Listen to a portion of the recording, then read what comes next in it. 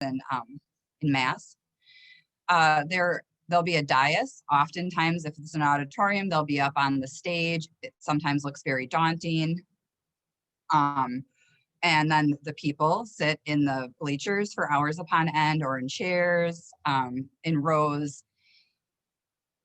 The committee members will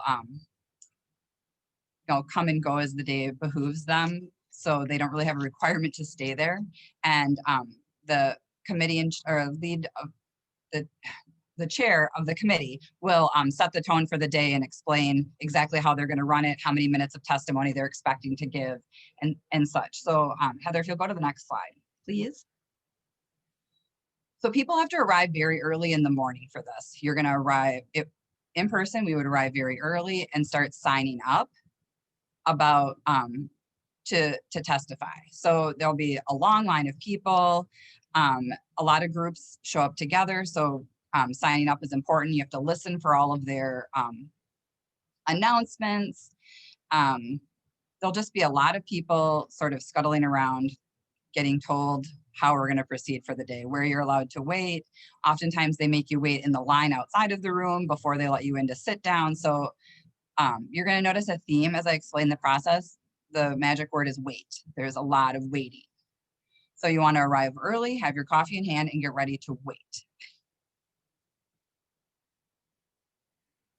Things we've been doing to try to make the waiting more fun. We've been gearing up, we've been tabling, we've been joining together with our friends, offering a little bit of hospitality, and taking the opportunity to get pictures of people and video of people sharing why they care while they wait. So the last time, these are some of our fun tables. Other groups have taken a cue from us and started requesting tables, but yeah, I'm seeing this. So I'll answer that in a second, Carlene. So we've tried to make these as fun as possible for people participating. I'm gonna say now that we've sent in 2 requests now for information for this spring's budgets about what these hearings are gonna look like, and have been met with. The committee chairs have not discussed when they wanna have their hearings and don't plan to until after the governor releases his budget on February 16th, I believe is that magic date. Then they're going to talk about how they're going to proceed, and then we'll get the announcement about the dates and places. In general, the vibe at the Capitol is that these are going to be in person. We don't know what the virtual option could look like. So there are definitely going to be discussions about COVID protocols. Yeah, just to add to that, all of the other committee hearings that have been happening so far this year at the Capitol are in person. They do expect that people will show up in person, and they are not making it easy for folks to try to testify virtually, or even necessarily possible to testify virtually. So we are thinking about other creative ways to engage. If you feel like you could not show up on that day, that's understandable. We still want folks to stay engaged with the budget process. So we're going to get to some other ideas for that as well. Well, and I'll just add here that while delivering your testimony in person is probably the most impactful way that you can deliver it, it's never been the only way to deliver it. And we can also submit as much written testimony and as long of written testimony as we wish. The committee will set up an email address as they get closer to the hearings that will allow you to send your written testimony. So you might from the start even consider having a separate 2-minute oral testimony in addition to your longer, more detailed written one that you're going to put into the public record. And what we'll talk about at today's training is all the different ways that we can amplify both of those and have them reach a wider audience and make sure our other lawmakers and members of our community hear those stories.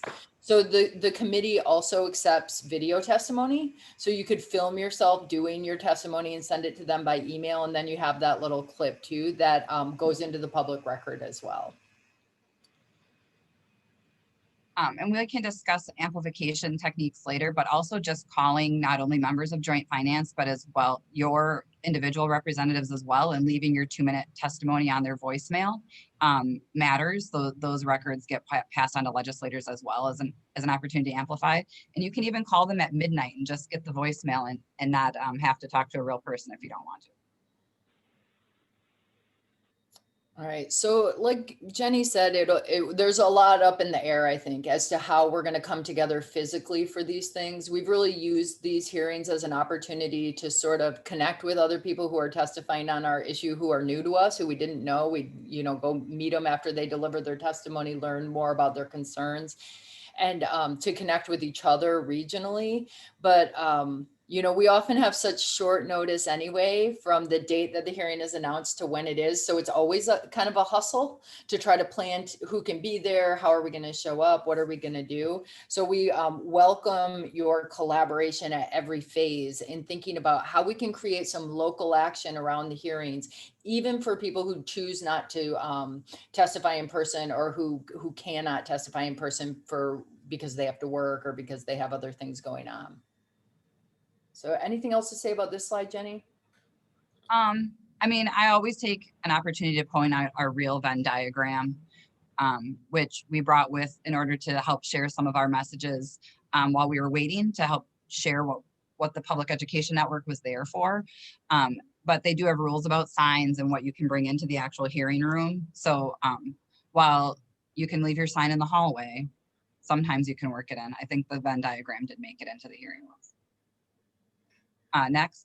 Yeah, I think you are allowed to use a visual aid in your own testimony. If you have a chart or a photo or something, that is a pretty common tactic. People hold up a picture of someone or something or something. But you can't have signs that you're waving from your seats. So here's some pictures of us waiting and picture of testimony. That's Julie Meyer from Milwaukee there at the microphone when we were at State Fair Park. Part of the waiting and listening and speaking that becomes hard during the day is the fact that people in the audience typically haven't arrived there just to say thank you and tell some really amazing positive story. When you sit and listen all day, we're listening to people from around the state, our fellow Wisconsinites, talk about what's missing in their day-to-day life and what's missing from our public sphere, what's missing from our healthcare, what's missing from our schools, what's missing from community, and that becomes a very long, taxing portion of this day. And it is very easy while you're listening to get very upset and feel really bad about everything that you're hearing during the day. And the last time, that picture of me there in State Fair Park, I actually had prepared my testimony and was really proud of my testimony and practiced my testimony and sat there all day. And as you can see from my picture, I did not end up sticking to my testimony at the microphone, and it ended up unleashing a little bit to those on the dais. And so that sometimes happens, but I also prepare myself differently now for the weight of that room. Now that I've been a few times. The other part of this, and I'm sure I'm seeing a lot of the participants in this have been to these hearings before, but oftentimes the legislators sitting on the dais are not paying attention. They're looking at their phones, they're doodling, they're coming on and off of the dais repeatedly during the day. And that can become really frustrating too, to feel like they're kind of they're disrespecting the people in the room who came there.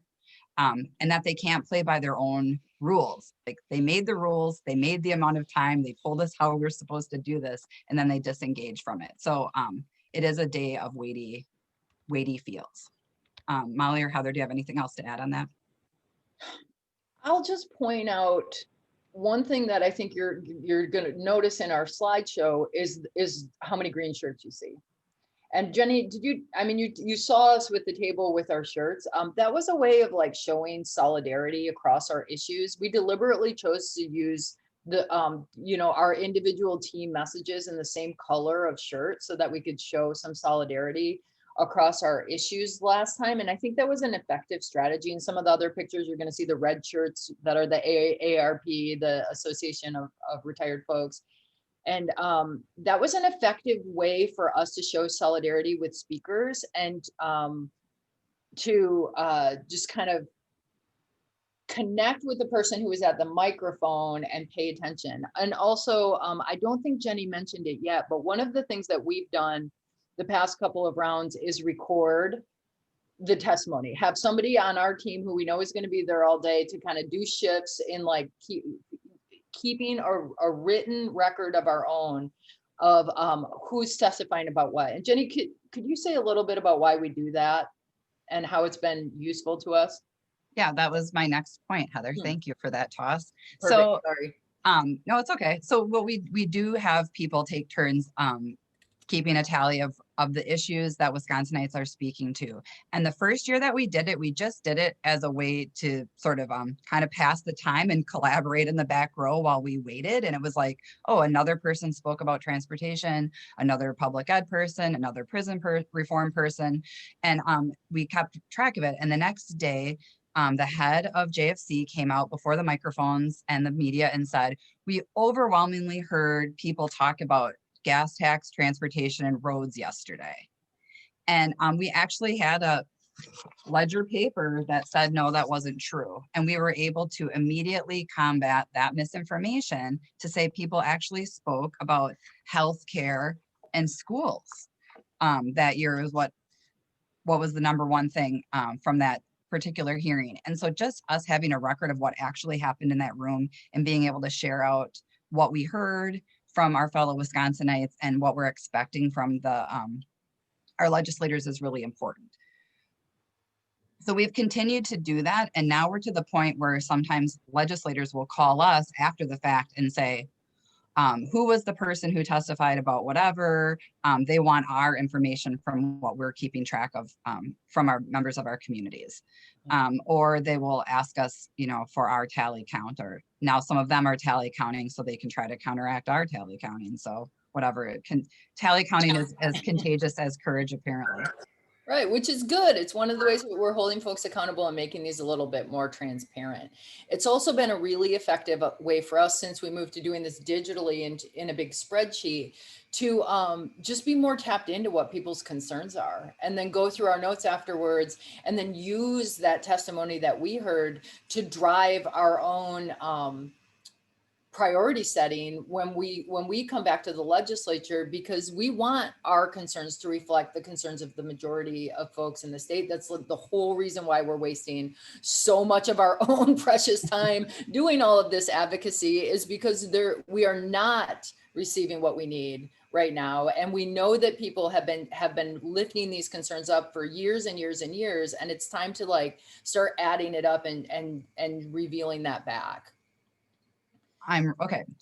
So carrying on, this year we have many new members to this committee. So there'll be new people on the dais for the first time. And typically how the day starts out, after all of the waiting, when they announce the start of it, give us the rules. The first people to testify are going to be lobbyists and local dignitaries. So often the mayor of a community, the council members, sometimes like Department of Public Instruction or other departments will sometimes come and sort of kick off part of the hearing, but typically they're invited guests who have lobbied to go to the front of the line. One tactic that can be used by local groups is to get in front of the people who might be invited to speak, to make sure that they incorporate some of your concerns into what they're saying. So getting in front of your mayor and saying that, gerrymandering is a concern for you, and trying to get that local mayor to say something about it is a good tactic. But the finance committee chair will make the rules about how long those people get to speak. And sometimes it's very frustrating because they'll get to just go on and on and on and on about whatever they want at the front of the line while everyone else just waits all day. So the Joint Finance Committee members will be there. They'll have a lot of their own assistants and aides running back and forth and scurrying in and out and running notes up to them and things about like that. And then who's not in the room, the governor will not be there. Typically your own legislators, unless they sit on Joint Finance, will not be there. A lot of times you won't be there with other people from your group because it just isn't possible for them to be there. So you want to make sure that they have opportunities to share those concerns. And then the greater public. When you see the size of the rooms, like you can see there's tons of chairs. A lot of times people are waiting out in the hallway. They have to go walk around. You have to use the restroom. You have to go try to find a bite to eat and try to keep your place in line. It's a long day. Heather or Molly? I'll just add that the entire proceedings is also streamed live on Wisconsin Eye. And so there is a wider public in real time as you testify and as others testify. And then there's an archive, a real video archive of all of that testimony. And so after the hearing, you can go back and clip out your speech and share that with your friends, with your family. You can put it on your Facebook. We also very highly recommend that you have a friend like queued up to film you when you're doing your testimony, so that you can take your testimony and give it to your own school board members, to your own mayor, to your own people in your community and in your social worlds, to let them know what you care about and how you shared your concerns. And then I'll just add touch on one more point that Jenny made, which was really good, which is like, you don't have that much time and you have to coordinate with your people. Some of the most effective testimony that we've seen has been when like a whole group of people has come from a certain school or group or district or issue, and like they each use their 2 minutes on something very, very specific to build a longer argument around their issue. So like there were 6 people and they each had 2 minutes, but they actually made a 12-minute presentation that was like very well rehearsed and kind of seamlessly hit all the points and like showed the whole story. And so while it's very overwhelming to try to think of how you can like get everything into 2 minutes, it's not as overwhelming to think, if I had 4 people, how could I make this 10 minutes, right? And so kind of the snowball approach, get a few more people to come with you and help share your concerns is one way you can get around that, and really make sure the specific audience you try to hit gets the whole story. Another point, and Molly threw this in the chat, but we do encourage people to, use the silent or the celebration, like when you're acknowledging and clapping for people, when you agree with what they're saying, or standing in solidarity when people give testimony and you believe in it. And a few budgets ago, we noticed the effect of the standing just by the fact that people were getting frustrated in the room that day, because it was like every single person that spoke had something to say that meant something. And pretty soon everybody's standing for pretty much every speaker. That happened in Milwaukee, and it was really overwhelming and powerful, overwhelming in the best sense, right? Like I felt a lot of solidarity. And then we just had a lot of exchanging of email information and contact information with people across tons of groups that we had overlap with, just to connect and make stronger advocacy. So like standing in appreciation for the things that people are saying, or doing the silent clap is another way to show someone that you support them. And there was a woman I'll never forget. She spoke about special ed in concerns in Milwaukee at State Fair Park. And she was up there all by herself, and her voice was just quivering. And, she put it all out there. And when she turned around, the entire room was standing for her. And that moment was an awesome moment, and it just made me that much more angry when the budget got tossed and they didn't invest in special ed, when you could just see that people understood that was important. Yeah. Molly or Heather? Well, I just want to underline that, like that it's an accountability mechanism, because it's one of the very few ways that we can show like we are aligned on this. I came here to testify about schools because I only get 2 minutes and that's my main issue. But I also care about clean water. I also care about criminal justice reforms. I also care about a lot of things in the budget. And so it's a way to signal to the members of the committee and the people with decision-making power in the room, really, what people's majority concerns are. And so that can be very, very effective, and make it more difficult for them to dismiss those concerns as being, the fringe opinion of one person or one group, or an effort that is seen as being, kind of coordinated.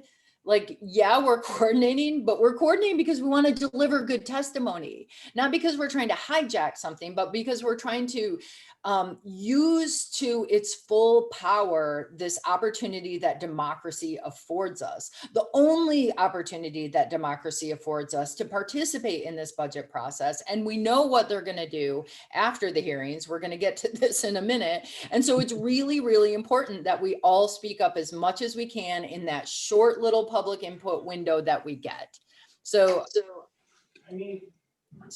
thanks for that. And then I think we have already touched on this a little bit, but here are some just some more visible ways about what it looks like to find your people at these hearings. Well, and I would just add, Heather, like we're also coordinating because our issues are so closely related, and we all care about these issues and we know how they feed into each other. We know that not adequately funding kids who need special education or funding public education is going to lead to the increased mass incarceration problem that we know exists in Wisconsin. And somehow we'd rather spend $35,000 a year to lock a human being in a cage rather than investing in our children in the front end, right? And so I think like that's the other reason why we stand for each other, because we know that our issues are connected very deeply. That's back to Jenny. Heather, do you have anything else to add on that? Well, no, but I'll just like point the spotlight on that lower left photo there, which is one of the ways that we tried to show that at one of the hearings and at several of the hearings was by holding a press conference together out in the parking lot during the day. So we took, or maybe I think this was late afternoon, for each of the hearings, we kind of brought local folks. I mean, you can see a school board member, an educator, some different people from the region who we knew lived there. We called them out, said, would you say a few words at a press conference and share why you're here to testify?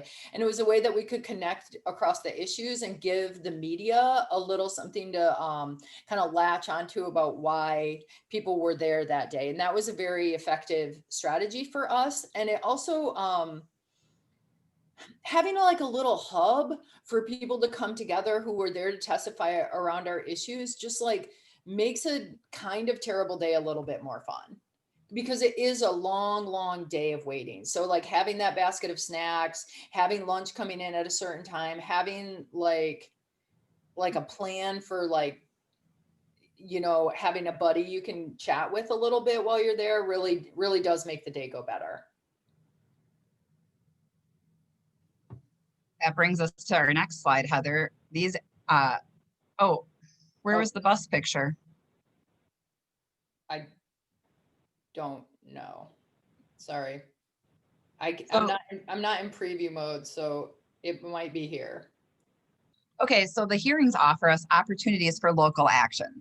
So as Heather touched on, we've had press conferences have taken place. I see the Fox Cities up there giving their press conference. We've brought in buses to highlight schools as an issue. We've held parking lot tailgate parties in Milwaukee the year at State Fair Park. It poured on us like crazy bad.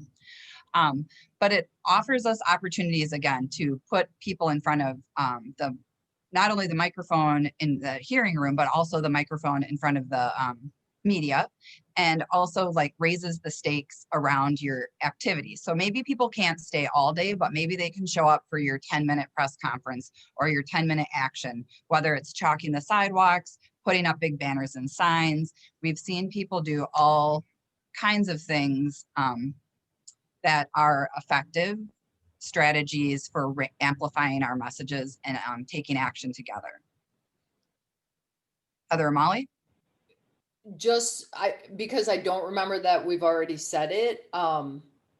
Sometimes you come with the best of intentions of I've got 6 hours and I'm going to sign up early, but they don't call your name for 10 hours and right. You've got to go, right? You got to get your kids, you got things are happening in your life. Always come with your testimony in writing also, so that you can turn it in at the desk. There's an opportunity in the morning when you fill out the form, if you're going to speak in person or submit written testimony, you can do both, right? And so you can fill out 2 forms and you can leave them a copy of your testimony at the beginning, but do anticipate that you might not get your moment, and have a backup plan for how you're going to submit your testimony if that does happen. So should we go back to goals, Jenny? Sure. And your written testimony can be longer than the 2 minutes you plan to talk about too. So if you want to add in some more facts or some, supporting documents, you are welcome to do that. I want to just add, because we've been talking a lot about how long and painful the day is, and I feel like we want to mitigate all of y'all's expectations about what it looks like. But actually, like, I really love going to Joint Finance Committee. It is a long day and it is a hard day, but if you are able to make the time to be there, and I have been one of those people where I was like, oh no, I got to pick up my kids, so I have to leave by X time, and I waited 8 hours and didn't get a chance to speak. But like, it's worth showing up, because then they can't say that nobody cared. So that's at least like one reason that I go, is just to say to them, like, no, I'm showing up today. It matters to me. I am here for justice. I am here for equity in our state budget, and a budget that reflects the values of our people. And you don't get to pretend like you are only hearing about people who care about transportation and roads. I mean, now transportation is an important issue for me too, but like, I don't want you to just invest in freeway systems. I want you to invest in systems that work for everyone. Right. And to Molly's point about showing up, even if you don't plan to testify, but you can't stay for a full day of it, stopping in to listen in and to stand in solidarity with people. If you have an hour or an hour on your lunch break and it's nearby, dropping in to just see it happen in action is like in real time is a very valuable. And I know I shouldn't oversell the longness of the day, but you get to hang out with fun people. So that makes it way better too. So come find us. We try to make it fun. And some people you can sit by and make snarky commentary together. So go ahead. I just want to add one thing. Also, don't be dissuaded by showing up to testify just because you do have to work during the day. I mean, I know for a lot of educators, there's no way you're going to get there before 3:30, 4 o'clock, and they're usually scheduled to go till 5, but they have had pretty good precedent for hearing everyone who shows up. And so by the end of the day, a lot of the names they start calling, the people have had to leave because they couldn't wait that long. And so you will have, a long list of names gets called, and only 3 or 4 of those people go up to the front. They usually call, 10 names at a time or something for the line. And then, there's usually a window at the end of the day where, if you come in that last hour, you will probably be heard, unless there are so many people there that they just shut it down. But that, in the past couple of cycles, that's been very, very rare. We've also I can't remember any time that they didn't hear from everybody who was in the room in the past 2 years. Yeah, especially at the end of the day. The other piece of that is we've had press conferences in the morning to, because every time we go, we learn a little bit more about how the day is going to transpire. But a few cycles ago, they were really hard edged about just cutting it off right at 5 o'clock. And so after the 2011 budget, we held a press conference in the morning on the next budget and called on them to keep it open until people were heard. So like, to not kick people out of the room without them being heard. And the fact that they do that now is in large part because we helped pressure them into keeping the microphone open as long as possible for people. And we've also pressured them into shortening their lunch breaks.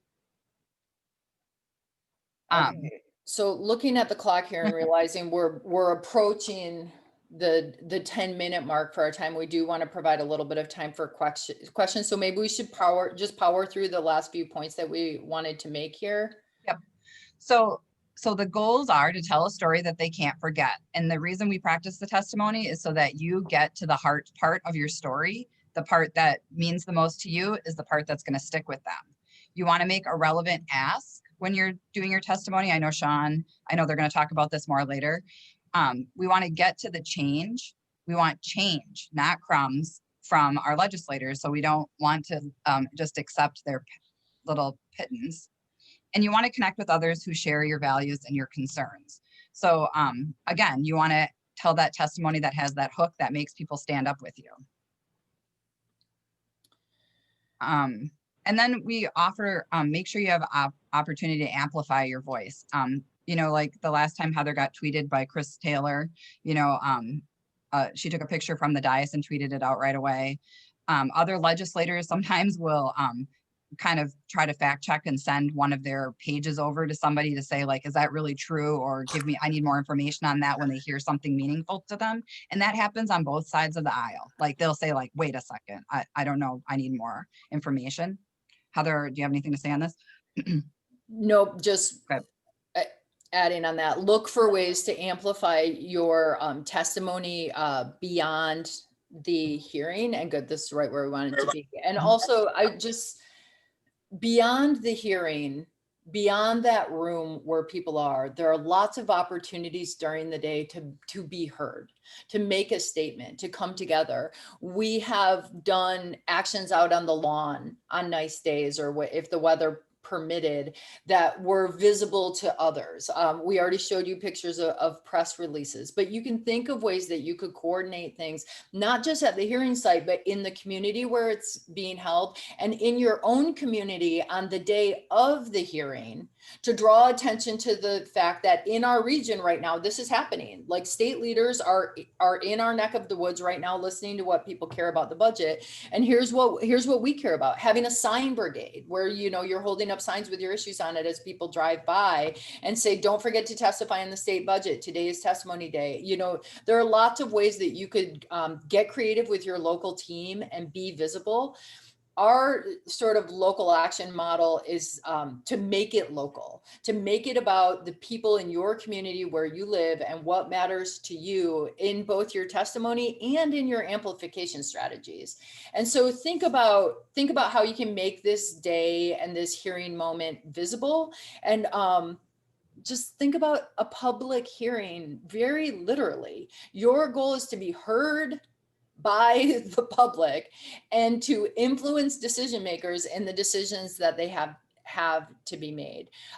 There are some very strict parameters and some regulations involved in the process, but none of them should dissuade us or discourage us from taking that opportunity to share our voice. So we've got about 10 minutes left, which is good. And we just wanted to open it up here to any questions that you all have about the budget process itself, or how you can get involved. Oh, as I say that though, I realize we didn't really talk about what happens after the hearings, which is that, there will be a lull period where you can still submit testimony. And then eventually the testimony deadline will be cut off. You can no longer submit written testimony. And then the joint finance hearing will schedule the date where they're going to vote on the budget.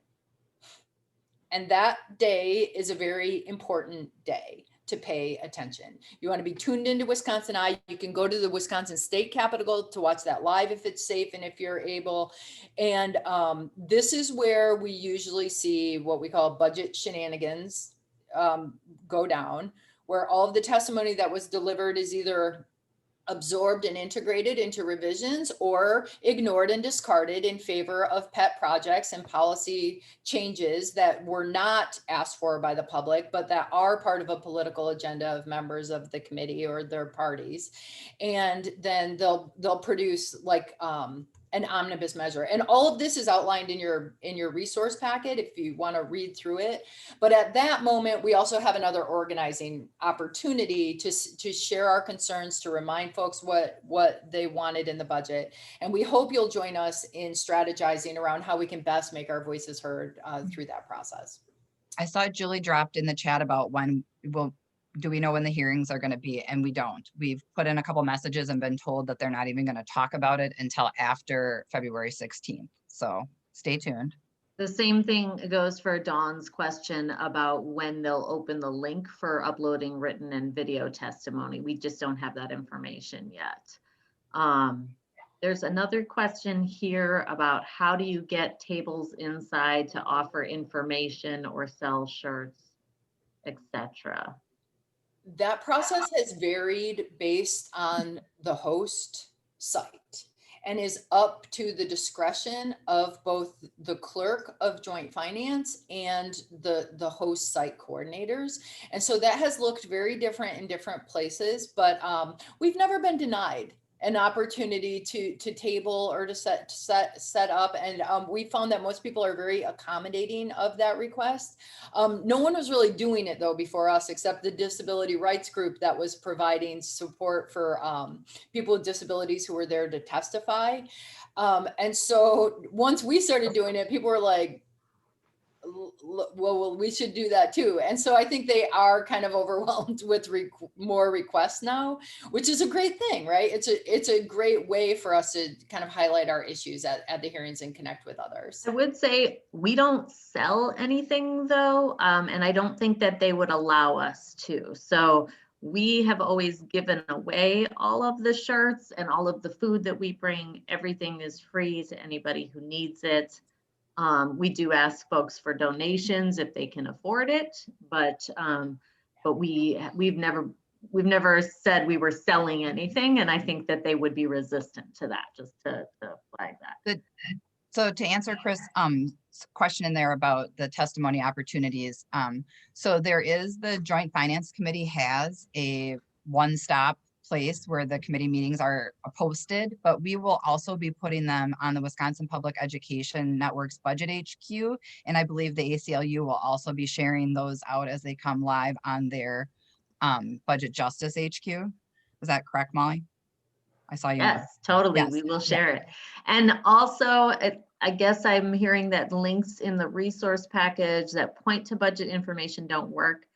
There probably shouldn't be any links in there that point to the budget yet because it's not out. So, so that might have just been a remnant from a prior year. But we will. Heather, do you want to talk about the plan to like update people on the budget after the governor releases his version of the budget on February 16th? Yes, thanks, Molly. So first of all, thanks for alerting us that there's some bad links in there. We know there's some old stuff in there that we'll update, and I'll go through and double check all the links. This also relates to the question, do we have this yet in other languages? No, but we would love to. And if anyone can help with translation, that would be excellent. We would like to make these materials available as widely as possible, but just kind of put together what you see right now very much on the fly this week. So enjoy. But we shared it as a Google Drive doc because we're regularly updating this in real time. On February 16, the governor will release his budget, and then we'll start getting more analysis from issue allies and other partners, and we'll start to get a better sense of where people's specific asks and concerns are. And we'll continue to update the forum accordingly. But you can also visit the legislature's main joint finance page, which is linked in the guide on that everything you need to know about joint finance page. And that page will have all the lists of the hearings, a link to the budget, the members of the committee, and everything you need there. So just bookmark this resource guide and bookmark our budget HQ for all the updates as they come in real time. And also, if you're attending today, you're on our email list. So we'll also be forwarding you developments as they arise and budget news that you might find relevant.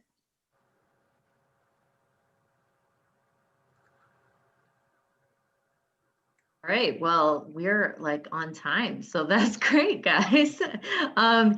I am not seeing any additional questions in the chat that haven't been answered, but if Did you we answer this one? How long are the events? Just one day? I just answered it in the chat. Jenny and I both answered that there are usually between 4 and 6 hearings around the state. So there will be one probably close to you. There will be only one day of them unless you want to drive a couple hours to the next closest one. Okay. But then, you have other opportunities for input outside of the actual date of the hearing. And I'm seeing a question that was just sent to me by direct message only. It's how do we hold them accountable after? I assume this means after joint finance, does what it does with the budget, which in recent years has been not good. And in some years has been absolutely catastrophic for our issues. Like, for example, that's how every bit of voucher legislation that has ever been passed into law in this state has been passed by being shoved into the budget after the fact with no opportunity for public input. It's very undemocratic. So holding them accountable, I think one of the ways is by amplifying what we said. If everybody knows what we asked for, then it will be much more evident that we didn't receive it once they move forward without those things, if they don't provide them. And what we try to look at it as like just shining a light on the distance between what people asked for and what they got, and making sure people know. Because the other advantage to calling a meeting within 24 hours and then holding it in the dark of night is that nobody notices, right? And so our job is to make sure they do. So really calling them out. And then this isn't just about members of the joint finance. Every member of the state legislature is going to vote on this budget. And so we need to build relationships with all of our elected officials and invite them to understand our concerns and see why this matters to us. And so looking at the budget as an opportunity to build a better relationship with your local lawmakers, your local decision makers in elected and non-elected positions, and others in your community is really the accountability mechanism that we hope will be most successful for us. So thank you for all of your questions. I want to take a minute to welcome anyone who is joining us now. Since this was a two-parter, that first hour was kind of intended for people who might be new to the budget process or who just wanted a refresher on what to expect at the hearings. But we now want to move into a more 2021 specific conversation about what collective impact might look like and what challenges and priorities are on our agendas right now. So we're going to take the next 10 minutes, Molly and I, to cover all of this and lay out what some of our issue priorities are, and to address concerns that you might have. So welcome everyone who is just joining us now. You will find everything you need in the resource guide and the agenda that is available online. If somebody could drop that link in the chat for new people, I'd appreciate it. And let's just move right into a little explanation about who we are and what we're doing. For those who are just joining, I'm Heather Dubois-Bernard. I'm the Executive Director of Wisconsin Public Education Network, and I'm joined today by lots of our education allies from around the state, including our regional organizing staff. Molly, you can introduce yourself and your team. Yeah, I'm Molly Collins. I'm the Advocacy Director at the ACLU of Wisconsin, and we also have all of our organizers on the call today. So you will be hearing from them very shortly. But thank you all for joining us if you're just joining us at the 11 o'clock hour. Thanks, Molly. So Molly and I and the ACLU and Wisconsin Public Education Network teams have been organizing together the past couple of budget cycles around a theory of change that really invests in encouraging local level action to influence the statewide budget process. Our theory of change is that if we get better at telling our stories and sharing our concerns, and if we amplify them wider, and if we use these budget organizing opportunities as a way to build local capacity, meet more people who share our values and concerns, and organize with them to build relationships with lawmakers, then they can't but listen to us, right? Then they can't ignore our concerns, and they can't dismiss the challenges facing our communities that we've really united around. And so we hope that we will be even more effective this year in making this kind of change a reality for our children, for our communities, and for all of the people who are impacted by the state's biggest, most important piece of legislation that it passes every 2 years. So our vision is a better Wisconsin, right? We're organizing around the budget because we have to, right? Because so much depends on where we put our dollars. But it's not just about the money. It's about priorities that are aligned with the concerns that we have about what our communities actually need to succeed and thrive and create a Wisconsin where everyone really does have an equal shot of having a decent life. That is not too much to ask. And we are all paying a heck of a lot of money not to get that right now. And so we need to match our vision of what our state should look like with our budget priorities. And we need to demand that our lawmakers do the same, because that's what we elected them to do. And so we want to see a Wisconsin where people are held accountable for how they vote on budgets in ways that are aligned with the needs and priorities of their communities. And another word for that is democracy. And so that is why we are participating in this process, because we believe that it works and that if we speak up together, we will see the change that we need, and that this is how we can hold our lawmakers accountable to us. We also know, though, that times are very, very weird right now. And there's a lot on our sort of political and just like global horizon that is going to make this process specifically challenging. COVID-19 will mean the budget hearings probably look different than they normally do, although we fully expect them to be held in person based on what we've heard and how we're seeing other hearings go at the Capitol. There's also a very interesting political climate right now with new leadership, some contentious relationships both within and across political parties at the State House.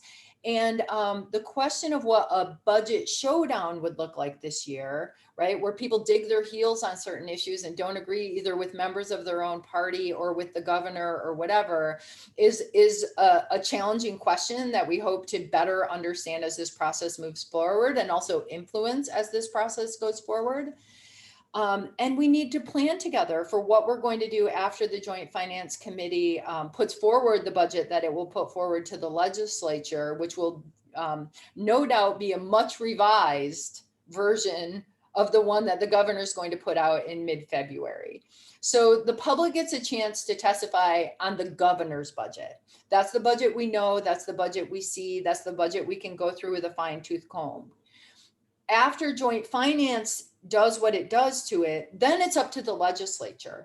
And so if we don't anticipate what those changes are going to be and then raise our voices again if we have concerns about those changes, we're missing a big opportunity. And so making our voices heard throughout that process is a real challenge.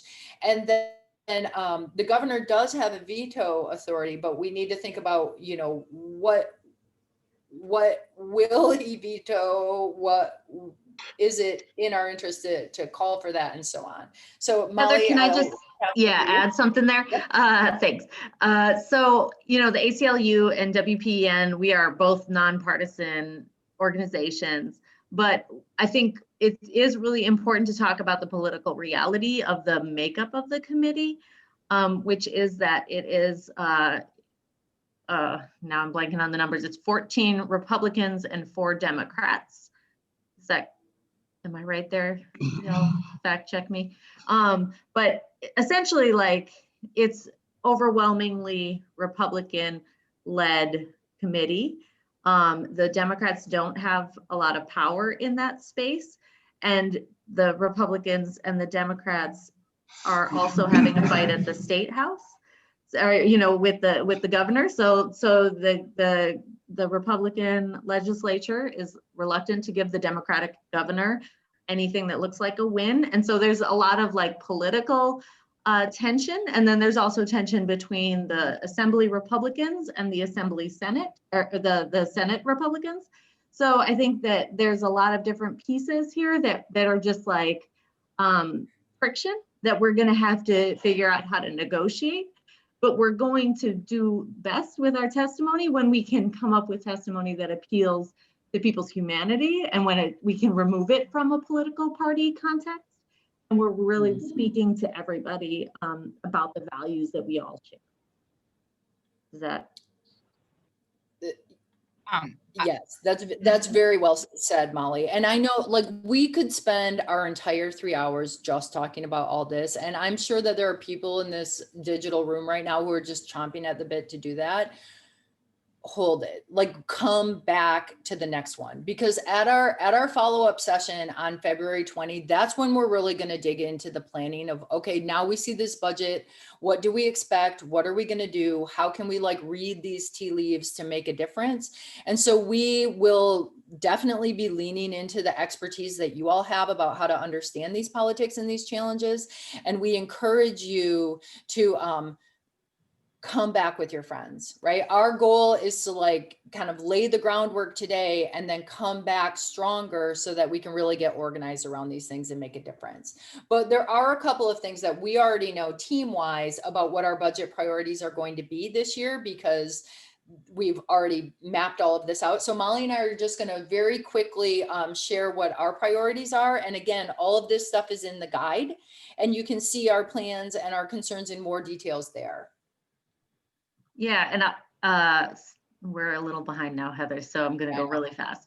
So, essentially, we feel like by divesting some of the 1.2 or $3 billion that is invested into keeping people in cages, we will free up money in the budget to do other things that align with our values. So one important thing we could do, the prison population is down a little bit right now because of COVID. We could, allow more people to come out. And also we could close a prison. So we can do better things that save us money, like investing in treatment instead of locking people in cages, raising the age for when children can be incarcerated, doing better job with data collection that will also help us drive down racial disparities and inequities in our system. Stop locking people up for their inability to pay fines and fees, and reinvesting some of that money into community goods and public services like education and like other things that build communities instead of tearing them apart like mass incarceration. So thanks, Molly. And for our part, we support your priorities as individuals who are partnering together, but we do not require anyone who's organizing with us around the budget to buy into every single one of our talking points. We are here because we want to be stronger together in a general way, in divesting from things that are harming our communities and investing in the things that we know require our priority investments. And the biggest of those, and the biggest item in the budget, is public education. It is time for Wisconsin to close its shameful funding gaps that allow some communities to thrive and others to struggle, force others to struggle, and that allow some children to succeed while others do not have resources to meet their actual needs in and out of the classroom.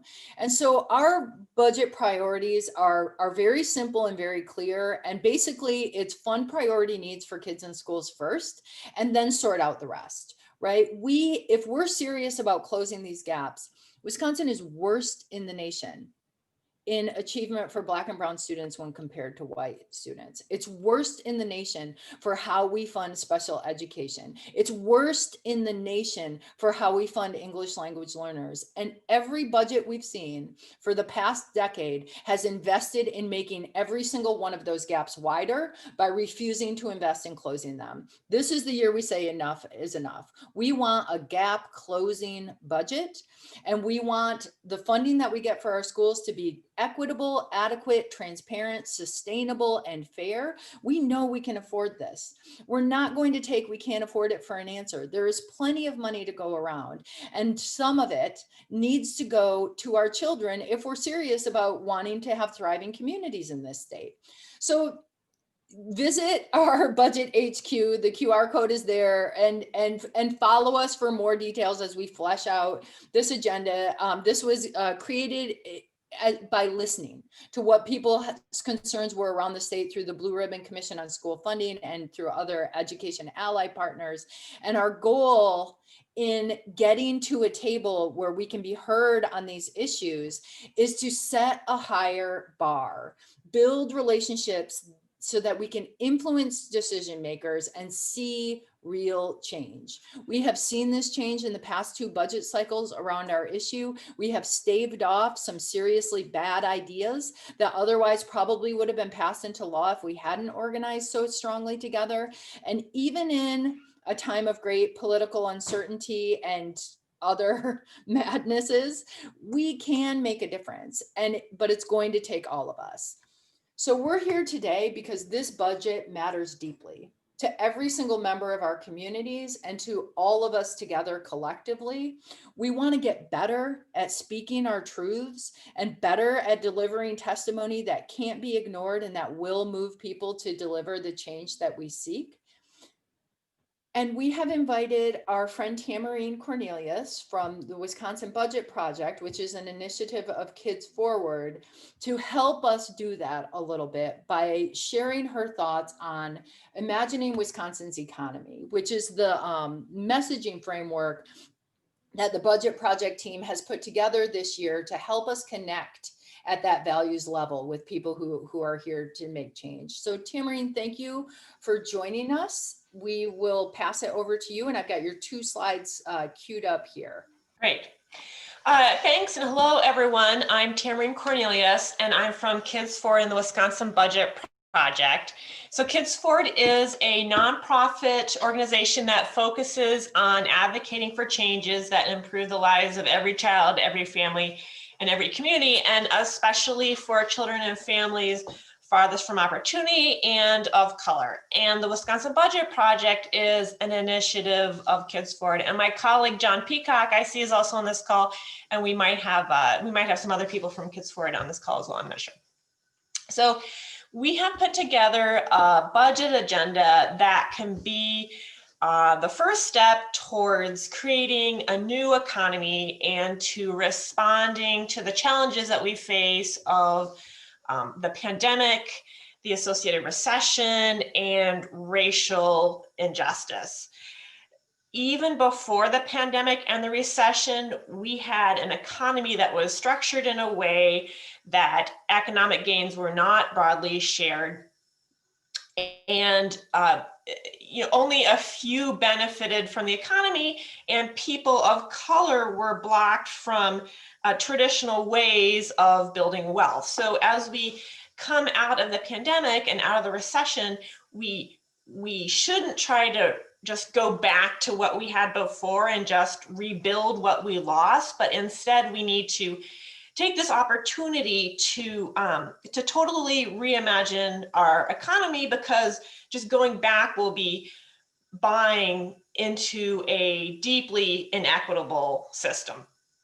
So now we have the opportunity to build an economy where everybody has the opportunity to climb the ladder and make a better life for themselves, and one that tackles, as Heather was saying, these enormous gaps in well-being that we see in Wisconsin, particularly in gaps of opportunity for races, and those gaps hold us all back.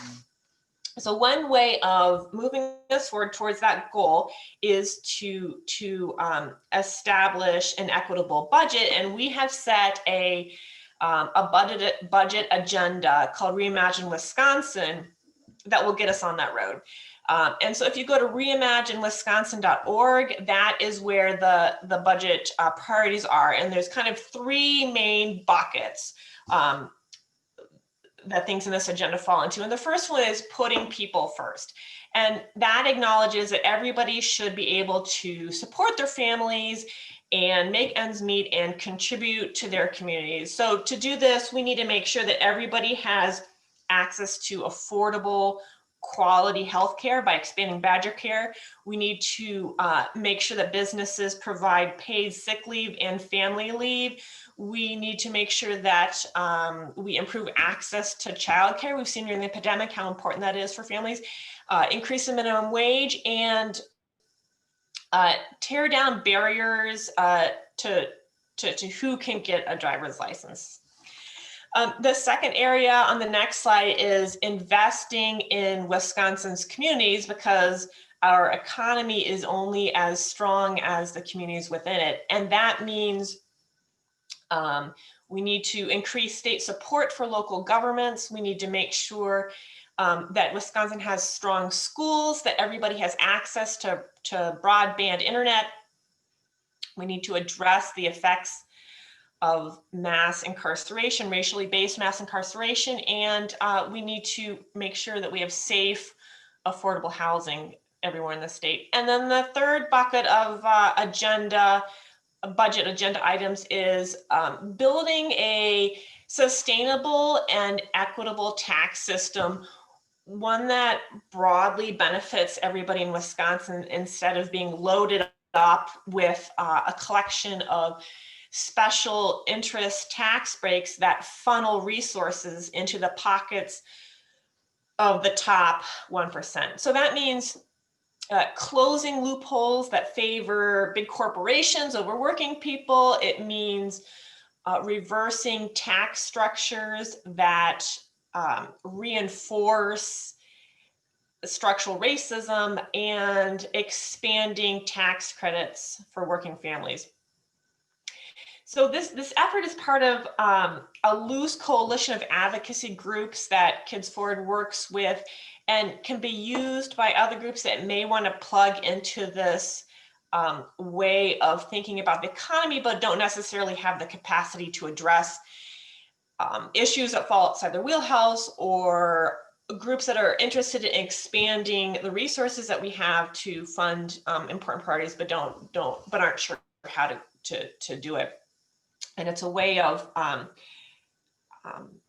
thinking about the budget and messaging about the budget that is anti-scarcity and pro-investment, because we can't cut our way to prosperity. So I encourage you to check out the materials at reimaginewisconsin.org, where there are both these sort of bigger picture budget items, and also some materials that talk more specifically about more granular policy details to advance some of these priorities. And then there's also should be an overview of this in the resource sort of packet that was put together. Thank you.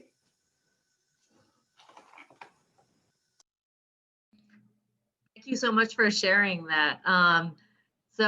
We have a little break in the agenda here for folks to ask additional questions that may have come up for them, either during Tamarine's presentation or other parts of the presentation. Please feel free to type a question in the chat, and we will happily try to answer that before we move into the next part of the agenda. Molly and Heather, I've got a side message just asking, like, out of the organizing around the budget, participating in the hearings, what good have we seen come out of these efforts? I know Heather touched on a little bit about some increased spending for schools, but would either of you like to touch on some wins feel like we've participated in achieving? Yeah, and I'll go first because our wins are a little less tangible, but I think that the budget work that the ACLU is engaged in has really set the rest of our work up for success later in the legislative session, or for increased conversation. And my colleague Sean, who will be presenting next, could maybe speak to this even better than I could. But really, we brought a lot of folks who told stories about their experience inside the criminal justice system, on community supervision, that really stuck with legislators. And many legislators from both parties came up to us in the hallway, said, I want to meet with you about that. That sounds ridiculous. So we didn't get our wins in the budget, but we did get a better understanding. And a lot of legislators had to sit there and listen to people sharing really rough situations. And I think it changed a lot of their minds about, one, the type of people who have those types of problems, and then also about how our criminal legal system is not a justice system, right? And so I think that's more where we saw a movement, at least this last budget cycle for sure. Heather, do you want to speak to that at all?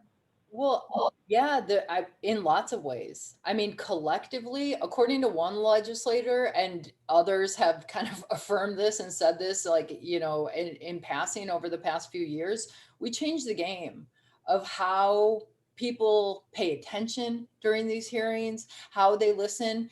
The environment is more attentive and respectful than it was before, and we've seen real results.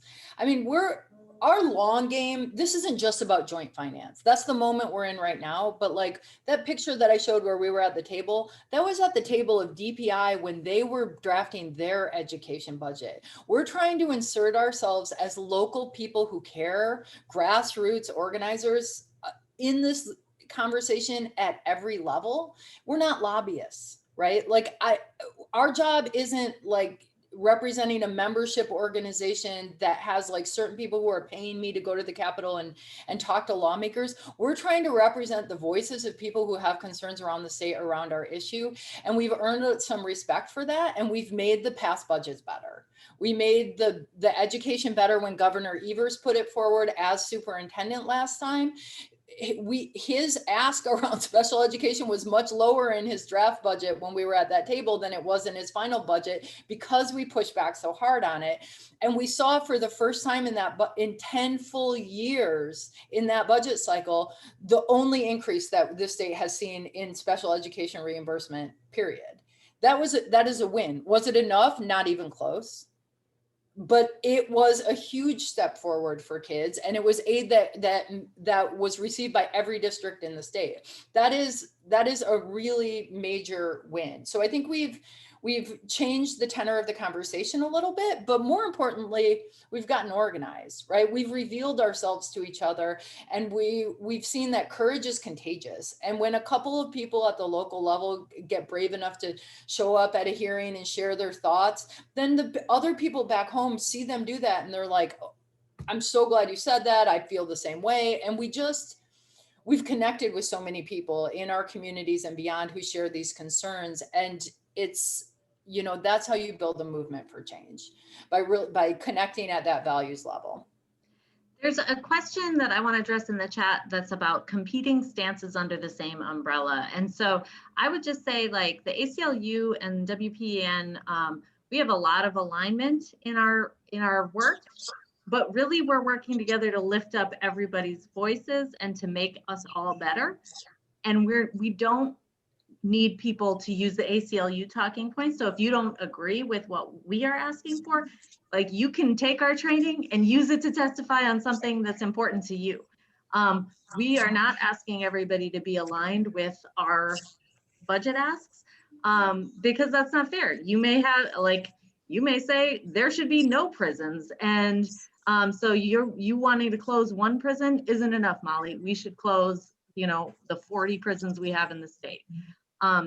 You know, that's a totally fair perspective. And so you don't need to agree with what everybody else at the table is asking for. We are sharing though.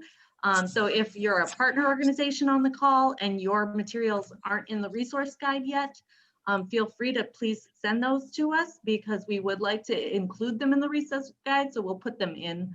I know a lot of our partners were still sort of developing their budget asks.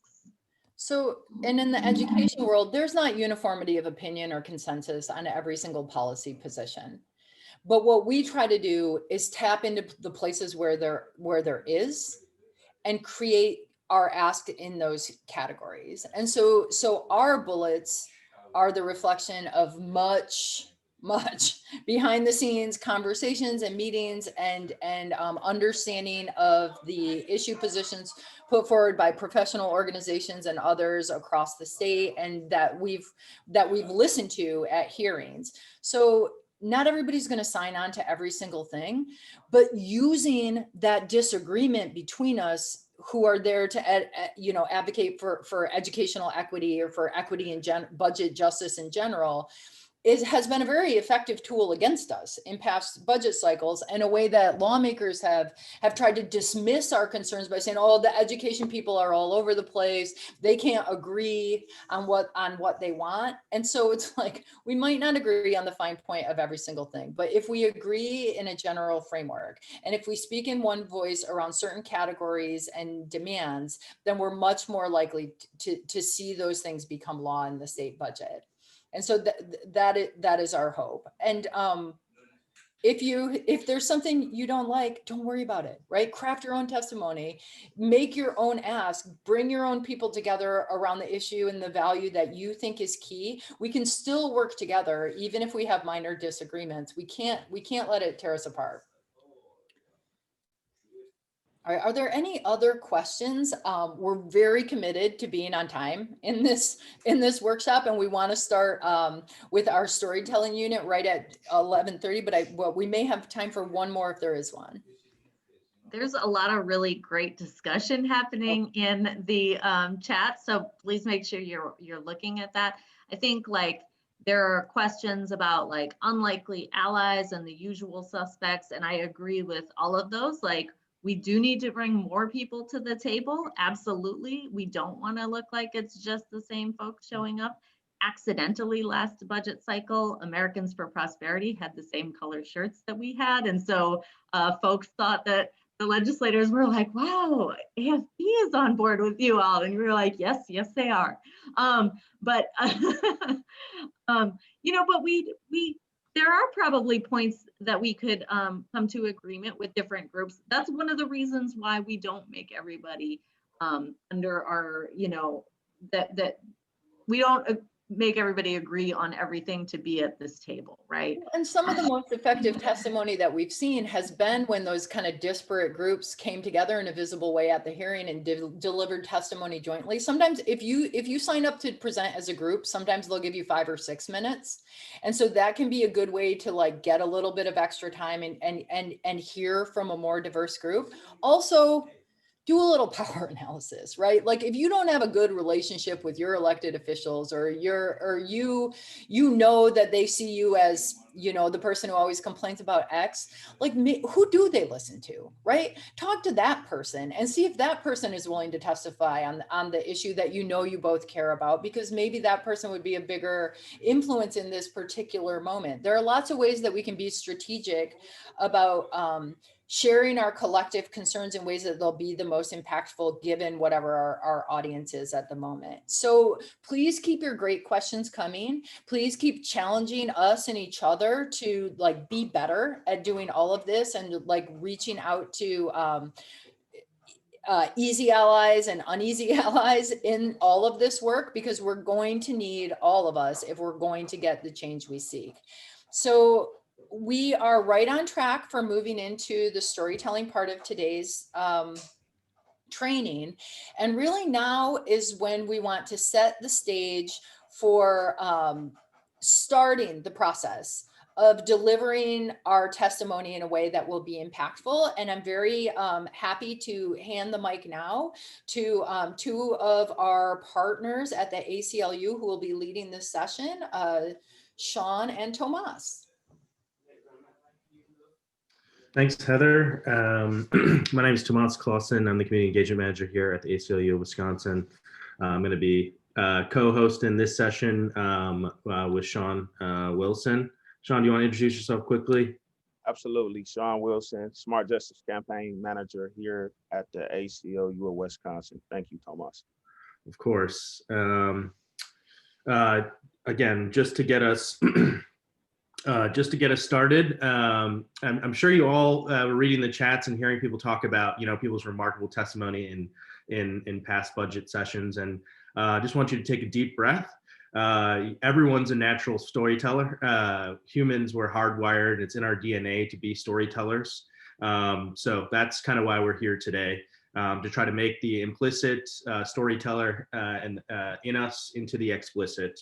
And kind of doing that through explaining kind of how stories typically function. You're gonna hear a couple models from our facilitators of good stories around budget asks practicing, and then obviously having some debrief and some coaching. So take a deep breath. We get time to practice and learn today. And we're not, you're not gonna, move everyone to tears the first time necessarily, but that's okay. And that's why we're here to learn. And again, we're not just here to speak truth to power. We're really trying to build power through our story making and our collective asks to our legislators during this budget cycle. As one of the greatest American storytellers says, to paraphrase former President Obama, a good story helps us all feel a sense of solidarity and enter each other's shoes and each other's vantage points, and can help inspire, and at its best can drive collective action. So that's why we're here today, and I'll pass it on to Sean to take it from here. Thank you, Tomas. And so one of the things that I do want to talk about that my co-facilitators had mentioned early on in the presentation was, our goals. Our overall goal is to share with folks what the budget process is, what it looks like, and how to deliver effective testimony. Because it is us delivering effective testimony that is going to get these legislators to do what it is that we want them to do. And so some of the wins that we've been able to achieve, and I know Molly and Heather also spoke to some of these wins, was that we were able to build meaningful relationships.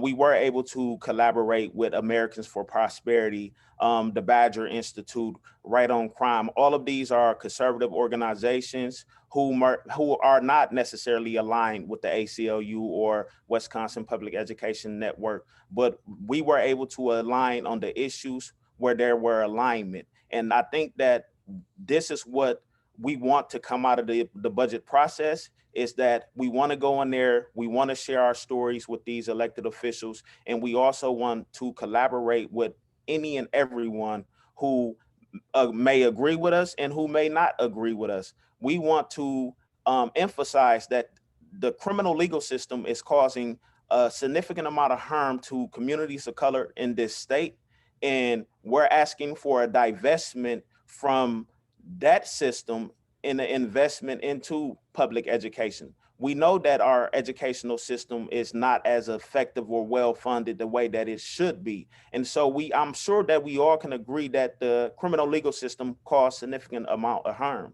And we can also say that the reason why many of these other areas aren't funded properly is because we're spending over $1 billion on our criminal legal system. And so this is what we're accomplishing when we do these trainings and when we ultimately go into the JFC hearings and share our story. You may hear something in an individual story that make you want to learn more about that issue and ultimately make you want to align with their efforts in bringing about change with that issue. And so we want to continue to amplify the voices of everyone who has an issue that they want to bring before our elected officials at the JFC. Next slide. Thomas. You're muted, Thomas. Thanks, Sean. Just a quick acknowledgement to the folks over at WILD, the Wisconsin Leadership Development, in particular, Dan Grandone, who's helped us organize and give this training in the past. We're kind of using his framework and his presentation. So we just wanted to provide a slide to express our acknowledgement for the work of the folks over at WILD and specifically Dan. Next slide. And so why do we tell stories? As public narrative, why do we tell stories? I'm gonna throw that out to anyone to answer that question before I speak to this, and anyone can volunteer to answer that question if you don't mind, or I can pick someone. Person that I see is Chris. Chris, why do we tell stories, Chris? I think we tell stories so that you can connect with the people that have experienced your same experiences, or to inform people personally how this affects people that they know. Thank you, Chris. Absolutely. We tell stories because we want to connect with people. We tell stories to inform. I believe that telling stories is one of the most powerful means that we have as individuals, to influence people, to inspire people, and also to teach folks. And I think that our stories, telling our stories, forges connections among people and ideals, but more than anything, it informs individuals of who you are as an individual and what has your experience been. And so we tell stories every day. We tell stories to our children. We tell stories to our neighbors. We tell stories to our elected officials. And so that is the reason why we tell stories, is so that we can have an impact, and also so that we can move people to action. Next slide. Thanks, Sean. Just to ground us on this slide, just going to read a quick poem by Rabbi Hillel for a first century Jerusalem sage. If not for me, who will be for me? When I am only for myself, what am I? If not now, when? Crafting a complete public narrative is a way to kind of connect, as we see on this slide, 3 core elements of leadership practice. We're connecting the story, why we must act, and our emotions, strategy, how we can act using our mind and our logical understanding, and action. How do we connect those two into what we must do to act now? As Rabbi Hillel's powerful would suggest, to stand for yourself is a first but insufficient step towards collective leadership and collective action. We must also construct community with whom we stand, and move the community to act together. So as we think about this, and specifically for the budget, we took thinking about this through 3 kind of lenses: the self, the us, and the now. Rooted in that final piece, which isn't on the slide, but it's definitely something we want to include in all of our testimony, the ask. What are we asking our legislators, and how are we using our story to get at that ask? So as it seems like we have a fair number of educators in the room, planning backwards is something that I learned as a public school teacher myself. So oftentimes the best way to kind of think through how to organize your public narrative is to think through it kind of planning backwards. What is your ask? What specifically are you going to ask the legislators to do? Your story of now. Why is this budget ask is important now? And what stories communicate current challenges the communities face, and how to address them? Your story of self. What compels you in this moment in time to speak up about this issue and for this particular budget ask? What about your own leadership, your own story kind of brings you to this work? And then the story of us. How do you connect that story of self, that story of us, that story of now and us, into a story of connecting all 3 of those: ourself, our us, and our now. So just highlighting those shared values and experiences. While you might not have the same experiences, how can your personal story elicit and evoke the same values that you're hoping to inspire in others? Next slide. And so, through storytelling, we can get people to feel something by sharing both why we care, and also how we can address the problems at hand, so that we can move people to take action with us. And so we know that we're going in front of these legislators, and we may be intimidated when we go in front of them. They're people. They're just like us. They're someone that you will see in the grocery store. They're someone that you will see out and about. And so you shouldn't feel intimidated in sharing your story with them, because they are elected to hear your story and how you're impacted by the decisions that they're making. In fact, they're making we put them in office to make decisions on our behalf, but it's for us to share our stories so that they can make the proper decision. And so one of the things I want to lift up is that, when we did this last time, I had the opportunity to testify, I believe, in Oak Creek, and I shared my story and asked for a divestment from our criminal legal system and an investment in our educational system. And my story was so impactful that after I shared my story, Senator Alberta Darling came out of the committee room and asked for a hug. because she was so moved by what I stated. And not only was she moved by what I stated, but she also wanted to take a picture with me, and she told her aide to get my contact so that we can continue this conversation, and also for us to further inform her on what needs to happen to begin to address these issues. And so from that testimony, not only just mine, but everyone in that room who spoke and called for a divestment from our criminal legal system, impacted Senator Alberta Darling to the extent that she was one of the co-authors on a piece of legislation, on a package of legislation that was to be introduced by Representative Goyke, Senator Lena Taylor, Representative Straw, and Senator Darling being the fourth author. But partisan politics got in the way, and she pulled out at the 11th hour. But I just wanted to share that with you to let you know that our testimonies are very impactful, and they can really move our elected officials to take action on the issues that we're calling for them to take action on. And so make sure that when you share your story, make sure that your story is impactful, and make sure it's a story that they cannot forget. Be brief and be straight to the point, and ask them, be specific. Next slide. Thanks, Sean. Most great stories begin with an unexpected challenge that confronts the main character, in this case, yourself, in your budget stories. Pursuing a purpose with an urgent need to pay attention, choose how to respond and to act, and a choice for which the protagonist is unprepared. The choice yields an outcome that teaches us a lesson or something about the world. Because we can empathetically identify with that main character, we're able to experience the emotional content of their experience, learning that lesson, not just with our hearts, but with our minds as well.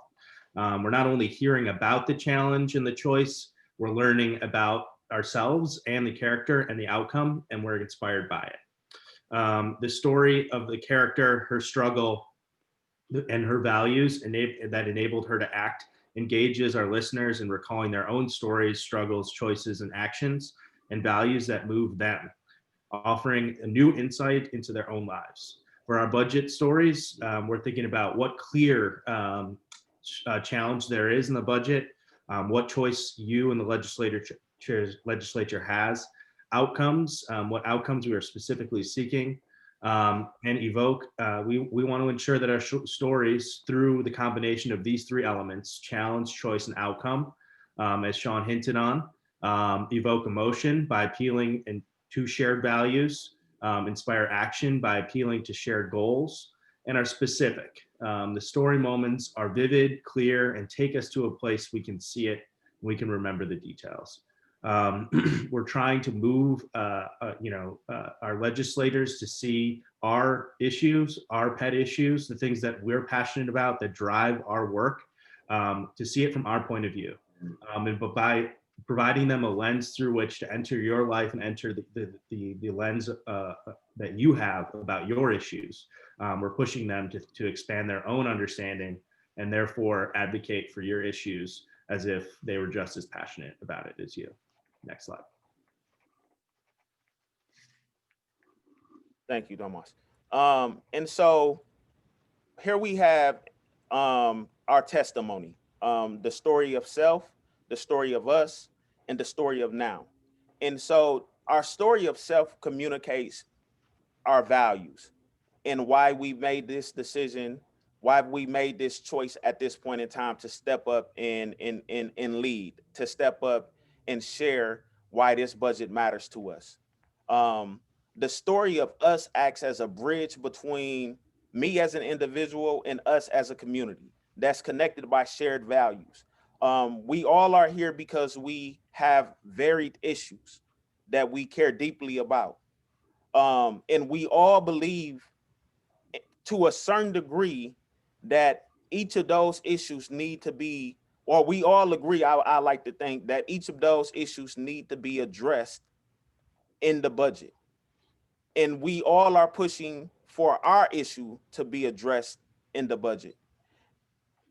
because we have that shared value, we should have no issue with also identifying the issues of everyone that is in this training and asking for an investment in that issue that is being called for.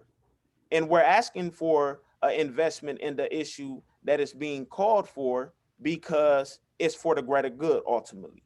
And so just like the story of self, the story of us also talks about choices made by people in our community and the values behind those choices. So one of the things that we want to keep in mind in sharing the story of us is that we're also sharing why these issues matter to other folks who may not necessarily who this issue may not necessarily be their primary issue. However, it matters to them as well. And so the last piece, which is the story of now, this is the part of your story that creates a sense of urgency, and it calls on us as a community to act upon our values in the face of injustices. It's done by making a clear and specific acts. We have to make a clear and specific acts. Oftentimes sometimes we can get up there, and I believe that I have done this. I'm guilty of it, of getting up there and giving my testimony and going all the way into left field and not having a specific and clear acts. And so I want to emphasize that when we craft our testimony, we want to make sure that we have a specific and clear acts, because we can't count on these elected officials to understand, through us giving a resume of what it is that we want them to do. And so in crafting your testimony, make sure that your budget acts is clear and specific. I want you to divest X amount of dollars from our criminal legal system and invest X amount of dollars into climate control, invest X amount of dollars into education, invest X amount of dollars into healthcare. Make your acts specific and clear as possible. Next slide. Thank you. So now we're going to move into two models. I know we have about 9 minutes left. So I think we can do our two models and then kind of try to debrief them both, Sean, and seeing if we can point out the elements that we're hoping for, the self, us, now, details, and ask. But our first model storyteller is David Carlson. He's our regional organizer for our Smart Justice campaign up in Eau Claire, and was formerly a part of our Rights for All team doing some organization around the election last year. So I'm just going to hand it off to David to give his 2-minute budget pitch. Hi, my name is David Carlson, and I believe that this budget matters. I'm here today to ask that the money dedicated to the Wisconsin Earned Release Program be increased to $15 million and that state financing to county treatment courts be doubled. I'm asking this because return on investment will be twofold in the measure of human impact and in the increase of citizen productivity throughout the state of Wisconsin. My criminal record gives an inaccurate description of who I am. According to law enforcement databases and criminal court documentation, I was a violent youth offender and a drug-addicted nuisance as an adult. According to the black ink that narrates my life's accomplishments, scrawled out by overworked social workers and apathetic police officers, I am a burden on the tax-paying public and a risk to the safety of my community. Even though it has been 5 years since I was incarcerated, there is no documentation contradicting these above assertions by the criminal justice system. My 2 combat tours in Iraq with the United States Army are seen as aggravating factors in my sentencing deliberations. My graduation from the University of Wisconsin-Eau Claire with my BA in English and legal studies certificate since the time of my final release is unknown to most criminal justice professionals who may investigate my history. The house I purchased for my family, my 2-year-old and 2-month-old sons, the quarterly taxes I pay as an independent contractor, the hours I put into advocating for veterans, my work with youth and adults, my electoral advocacy work, None of this is what law enforcement will consider should I ever struggle again in my future. But why should they? It is not within their roles and responsibilities. It was Veterans Court and the Earned Release Program that gave me the support and recovery-based knowledge I needed to pull my life together.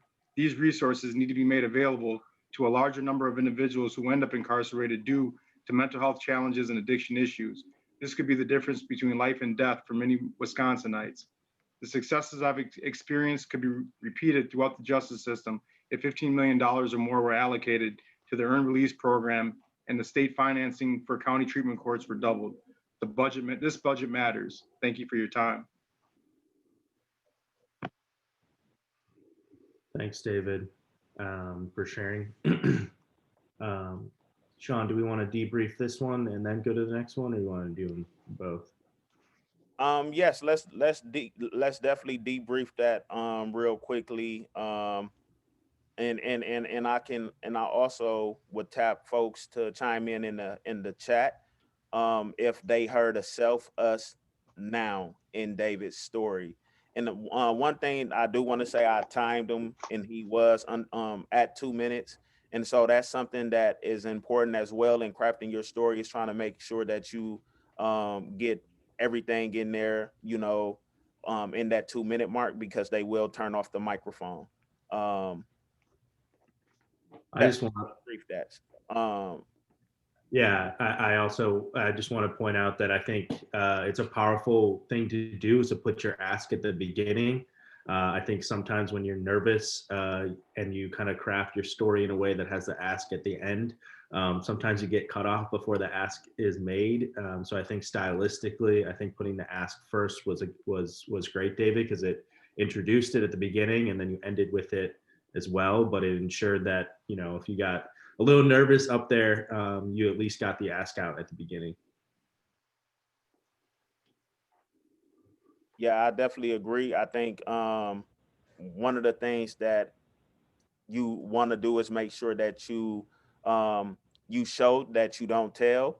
And I think that, you know, David definitely showed in his story, he painted vivid pictures of his life and how this earned release program, you know, contributed to his growth and his transition back into the community. And he also referenced, you know, that he's a veteran. He also referenced that he has a bachelor's degree, to show that investing in these types of programming can benefit folks. So I definitely think he covered, you know, most of the self us now in his story.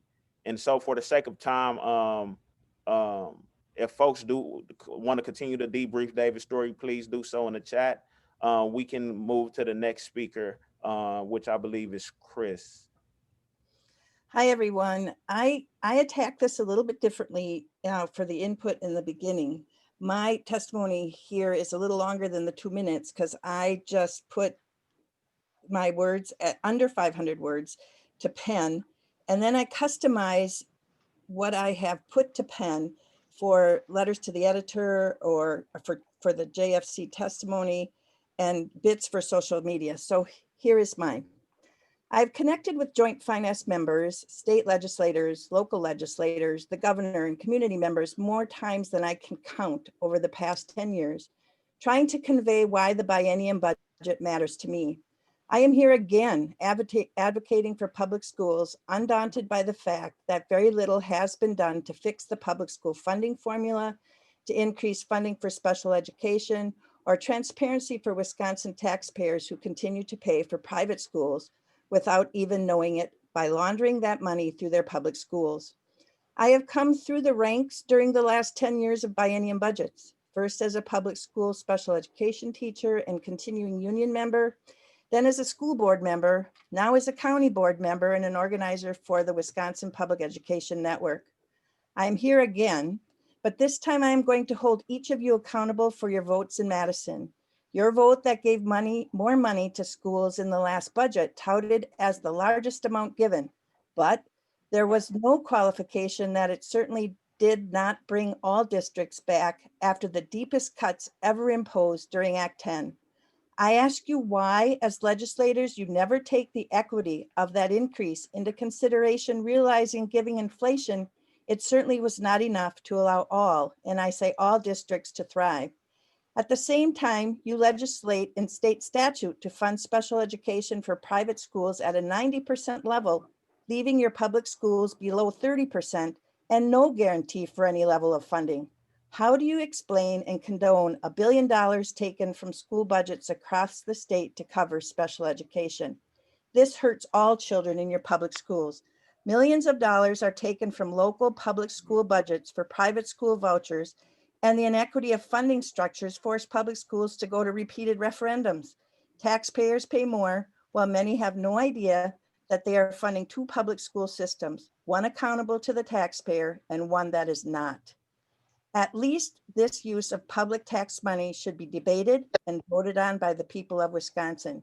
You owe that transparency to your constituents. I'm almost done.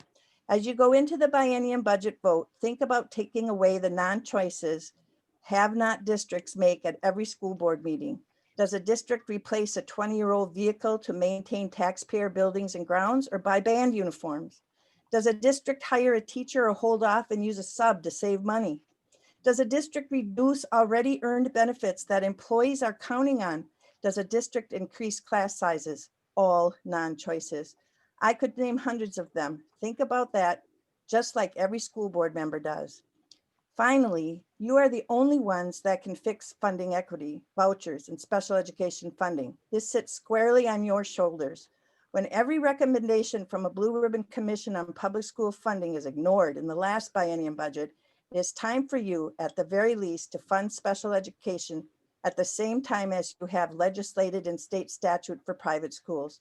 How can you reconcile that when private schools are not even held to the same standards and mandates? Do your job. Your votes only add to the resolve of many to continue to fight for the heartbeat of every community and the democracy that runs them, their public schools. Public school advocates are not going away. Our numbers are growing. The coalitions of support are increasing. We can help you. Let's work together and get this done. Thank you. Thank you, Chris. Even though you went over the 2-minute mark, that was a powerful testimony.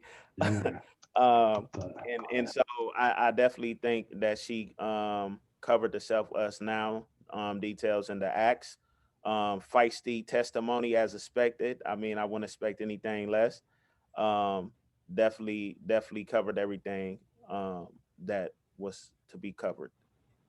Yeah, and I think we are just one minute over, but I do want to be transparent. I also wrote out my testimony yesterday, and the first time I did it, it was longer, and then I kept cutting, and it'll get under the 2-minute mark. So if your first draft isn't quite there yet, that's all good. We'll get there with more practice, and hopefully we'll get to that momentarily. Next slide, Heather.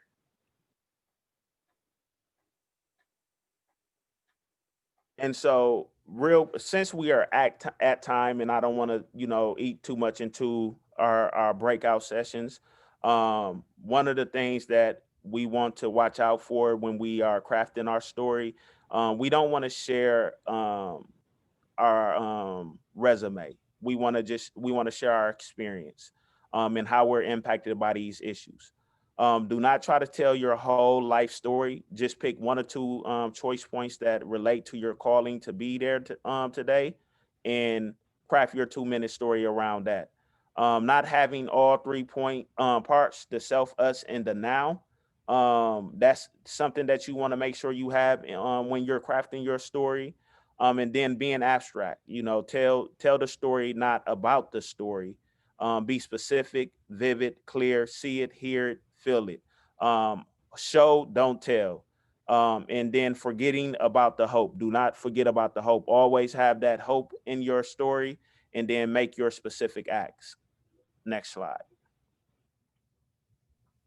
Thanks.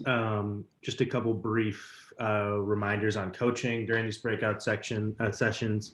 We're going to try to give advice on what don't try to give advice as to what story the person should have told, and don't just stick with the superficial. That was great. That is good to know, but not particularly helpful. So do ask probing questions that get at the why. Again, we're trying to connect, the us now and to our asks and everything. So ensuring that we're asking those questions to get at each one of those elements, ensuring that we reflect on what made the story effective as well. Oftentimes, especially if we get some feedback like that was great, we don't know specifically what part of it was great and what we should keep for our next round. So ensuring that we're pointing out the things that were effective, that did elicit those emotions and common values is very important as well. Next slide. Now the fun part. We're going to go into breakout sessions. The agenda is on the participants guide on page 10. We're asking that you prepare and share your stories, practice and coach one another, plan to amplify, and then create your why statement. This budget matters to me, to us, because. So we're going to go ahead and do the breakout sessions. I think Heather is going to do that. But in our breakout sessions, prepare and share your stories and receive the coaching tips. Thanks, Sean. Just one quick reminder, because I don't know if we really stressed it in the upfront part, but when we come back after this breakout, we're going to try to get everybody to go around and just share their sentences about why this budget matters to them, so that we can start having an archive of all of these reasons why this budget is important to people around the state. And we hope to use the stories that you share, this budget matters to me because sentences, to create a little video that we can use to encourage others to join us in our advocacy. So go into your breakout with the goal of, at the minimum, having a great why this budget matters sentence. This budget matters to me, or this budget matters to us because, and follow the agenda guide. I'm going to leave it to Christian to click sort as soon as he's ready, and we'll see you back in the large group at exactly 12:45. So good luck to everyone. We look forward to hearing why this budget matters to you. Okay, I'm about to have everyone invited to a breakout room, and the numbers may have changed a little bit. So some might be smaller, but most groups will have 4 people in them. So just expect that.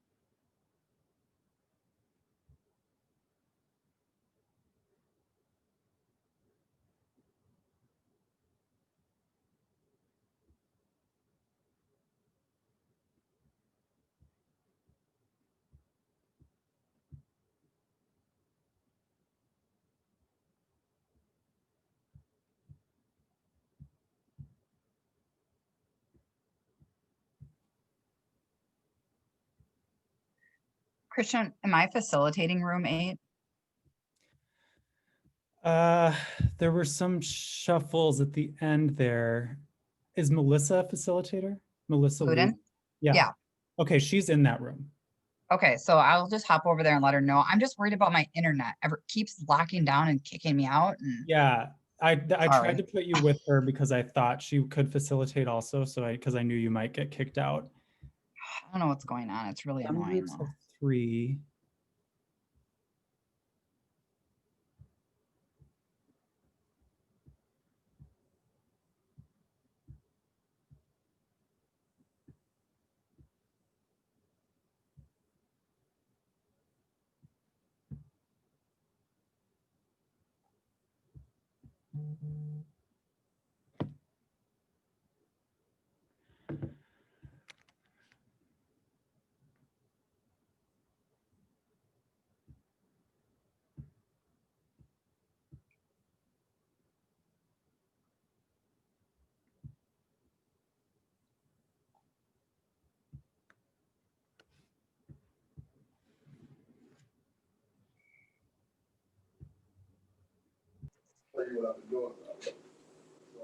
I like to say borrowed, not stole, but Thank you. Just so you know. So thank you all. I think, are we all back now, Christian? Okay, Everybody's back so we're and gonna we're try to do recording. something really fast. And we've never done this before, so everybody, please cross your fingers for us. But I do wanna put in the chat again, the link to, oops, I just accidentally private chatted it to Heather. There is the link to the evaluation form for today. So we'd love after we're done here, take a minute to fill that out. And then what we're gonna try to do is, everybody, if you go to your reaction, is that's how do we raise our hand? Somebody tell me how to do this. reaction. That's how we Oh, can reaction. applaud. Way down on the right. They also have the raised hand there now. Oh, if you go to the participant window, so in your, there's a button at the bottom of your screen. It says, I gotta call you back. Come over. if you click that, there's a place to raise your hand. So what we're gonna do is, if you feel like you can give your 1 minute testimony about, or not your 1 minute testimony, your 1 sentence testimony about why the budget matters to you, you will put your hand raised in that. And then Jenny Hofschulte is just gonna call you out really quick, gonna unmute and do your 1 sentence.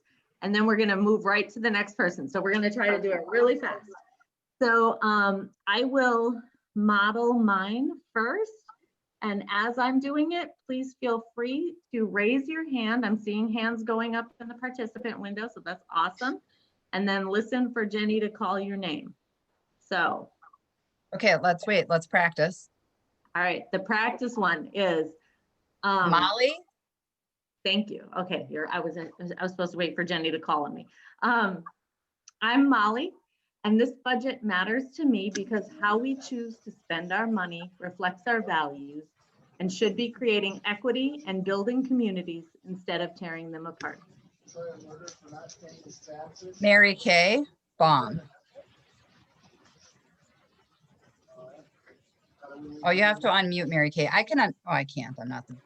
Go ahead, Mary Kay. Unmute. Okay, I'm unmuted. There you go. I'm concerned about this budget because of how we raise our taxes and how they're not fairly raised, and especially in our income tax anymore. So then the aids to local government, including schools and municipalities like the village I'm in, do not get the help that they should get. Thank you. Thank you. Heather Dubois-Brennan.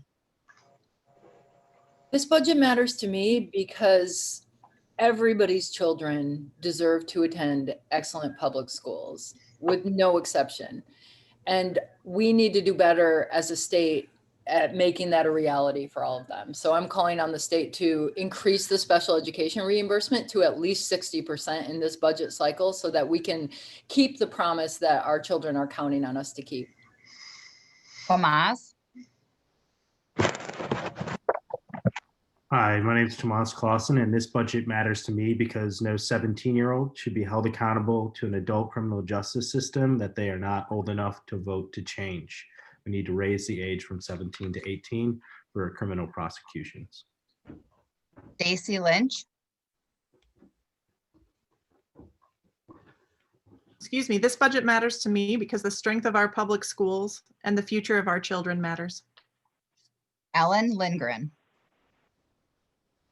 This budget matters to me because we are not funding our schools equitably, and you have held our special education reimbursement for the last decade to the same number while our numbers have increased in those categories. And we need to fund our English language learners so that they can become participants in the state's economy. Anne Francis. This budget matters to me because all kids, no matter where they're from, what they look like, or how much money their parents make, is required to have an equal and equitable public education.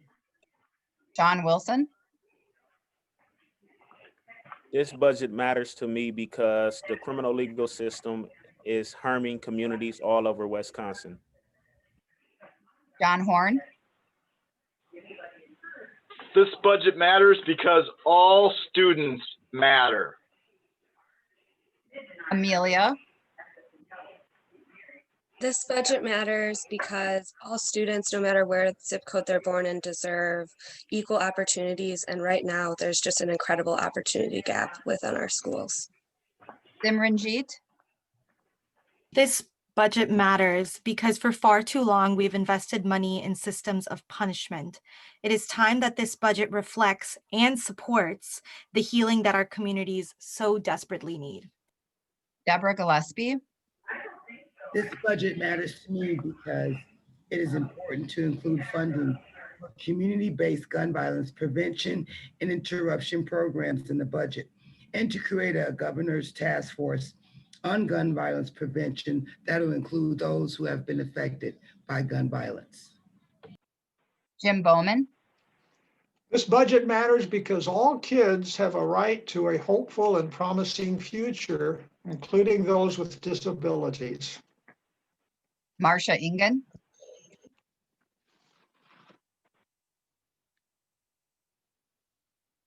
Marcia, are you on mute? Sorry, I apologize. I thought I turned it off. This budget matters to me because public education is the foundation of democracy in our state and our country. Eugene Pitchford,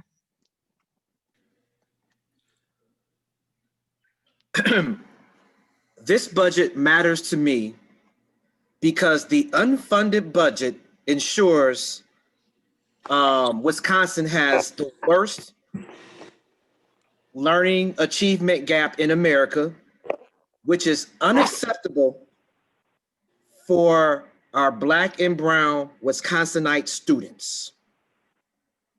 thank you. Morgan Phillips, This budget matters to me because we have the opportunity to increase access and improve services for those struggling with substance use disorders and mental health disorders. thank you. Martha Saravo,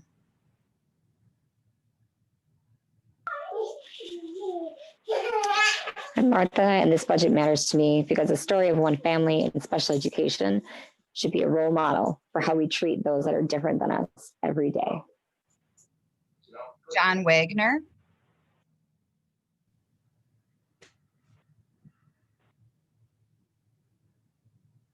oh, John, you're on mute.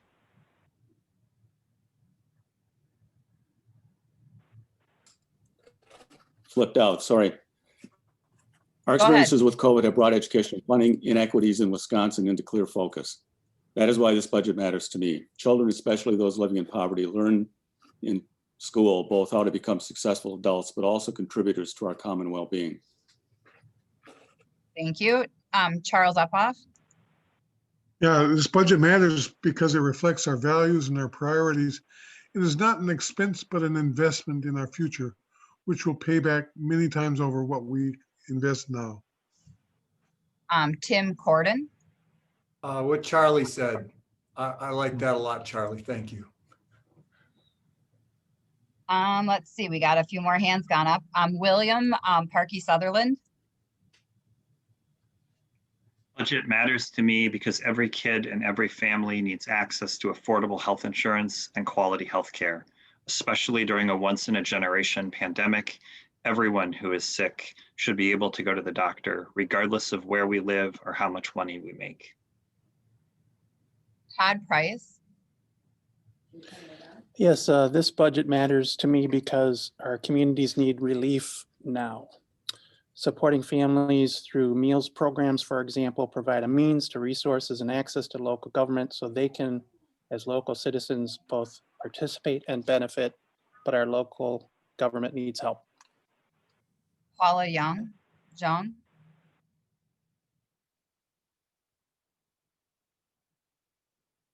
oh, you're on mute, Paula. Okay, now can you hear me? Sure can. Okay.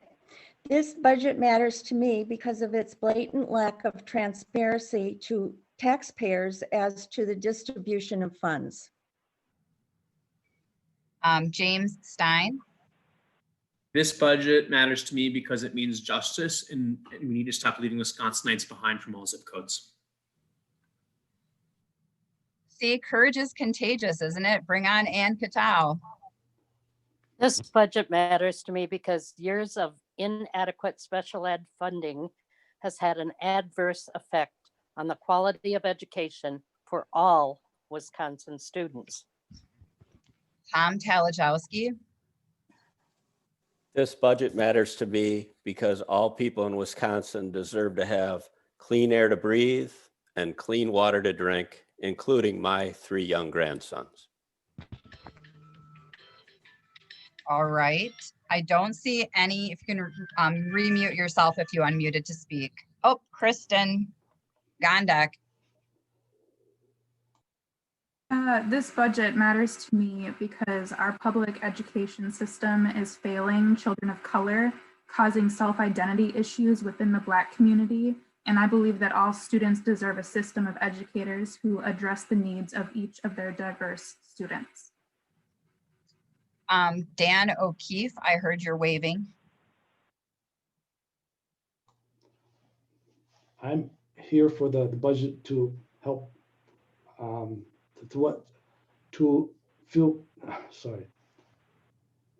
here for the budget to help myself feel proud about being a lifelong Badger. The budget is upside down in terms of priorities. I heard Sandy Whistler's waving.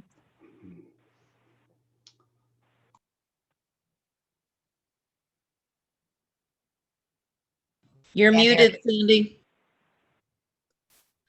This budget matters because investing in an equally excellent public education for all of our children is an investment in a better future for all of us. Margaret? This budget matters to me because kids matter. They are our future and the future of Wisconsin. All right. I just want to thank everybody for your sharing. This budget matters to me because all kids in Wisconsin matter and our future matters. I would like to pass it to Heather to bring us on home.